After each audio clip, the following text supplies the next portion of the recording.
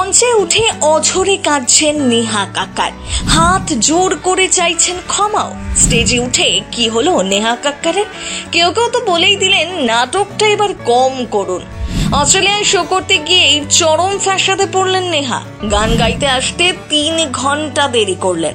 ভেবেছিলেন দর্শকরা হয়তো কিচ্ছু বলবেন না, এদিকে নেহাকেই উল্টে শুনতে হলো ফিরে যান, হোটেলে গিয়ে বিশ্রাম করুন। নির্ধারিত সময়ের প্রায় 3 ঘন্টা পর সেখানে নাকি পৌঁছন নেহা। শো শুরু হওয়ার কথা ছিল 7:30টায়, কিন্তু নেহা সেখানে পৌঁছন রাত 10:30টায়। ভাবতে পারছেন? আচ্ছা, দোষটা কি নেহারই ছিল? কথায় কথায় নাকি কেঁদে ফেলেন এই গায়িকা, সত্যি কি তাই? বিদেশে অনেক গায়ক গায়িকারাই যান, কিন্তু নেহা কাক্কারের মতো এই ভুলটা কেউ করেছেন কখনো?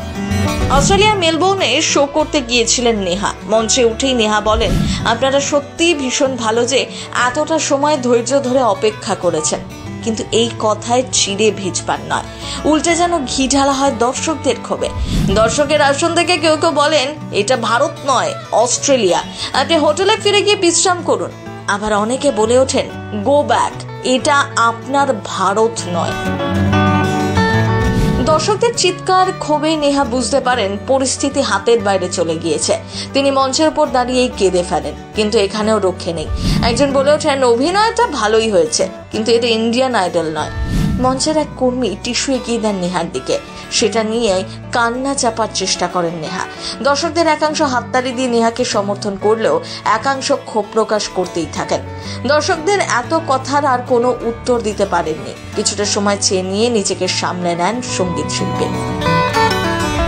যদিও গায়িকার একার দোষ তা কিন্তু মেনে নিতে নারাজ তার ভাই টনি কাক্কার।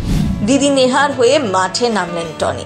তিনি নিজেও জনপ্রিয় গায়ক। সোশ্যাল মিডিয়ায় কারোর নাম উল্লেখ না করেই দীর্ঘ পোস্টে তিনি প্রশ্ন ছুড়ে দিয়েছেন, শালীনতা বজায় রাখার দায় কি একা শিল্পীর? ধরুন, আমি আপনার শহরে আপনাকে আমন্ত্রণ জানালাম একটা শোয়ের জন্য, আর আয়োজনের সমস্ত দায় দায়িত্ব নিজেই নিলাম। সেটা হোটেল বুক করা থেকে শুরু করে ভেন্যুতে যাবার গাড়ি বন্দোবস্ত করা সব। কিন্তু এবার আপনি পৌঁছে দেখলেন সেসব কিছুই হয়নি। টিকিটের ব্যবস্থাও নেই, হোটেলেও বুকিং নেই, বিমানবন্দরে গাড়ি পাঠানো হলো না। সেই পরিস্থিতিতে কাকে দুষবেন? এই একটাই প্রশ্ন, কারোর উদ্দেশ্যে নয়, শুধু প্রশ্নটা রাখলাম আপনাদের কাছে। এরকম কি কোনো ঘটনা নেহার সাথেও ঘটেছে? সোশ্যাল মিডিয়ায় তার কেঁদে ফেলার প্রচুর ভিডিও ভাইরাল হয়, তা নিয়ে মিম ট্রোলিংও কম হয় না। বিভিন্ন প্রতিযোগীরা বহু দূর থেকে বহু কষ্ট করে এই মঞ্চে এসে পৌঁছন, তারপরে তাদের স্ট্রাগলের গল্প বলেন। সে গল্প শুনেই কেঁদে ভাসিয়ে ফেলেন নেহা, এমনটা একাধিকবার শোনা গিয়েছে।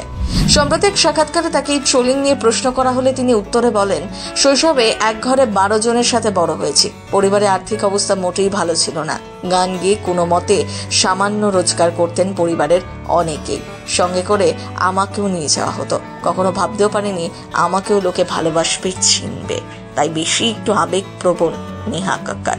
প্রথম বাংলা ব্যুরো।